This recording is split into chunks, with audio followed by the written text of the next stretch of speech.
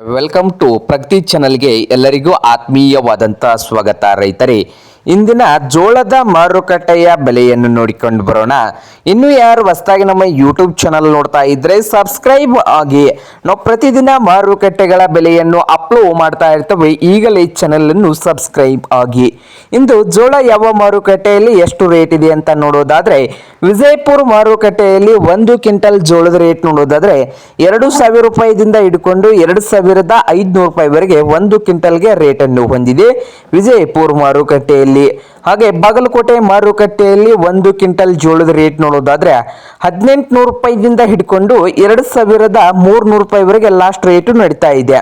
Hubli market ನಲ್ಲಿ ಜೋಳದ rate 1,800 ರೂಪಾಯಿದಿಂದ ಹಿಡ್ಕೊಂಡು 2,600, 1,800 ರೂಪಾಯಿದಿಂದ 2,600 ರೂಪಾಯಿವರೆಗೆ ಹುಬ್ಳಿ ಮಾರ್ಕೆಟ್ ನಲ್ಲಿ 1 ಕ್ವಿಂಟಲ್ ಜೋಳದ ಬೆಲೆ ಇದೆ.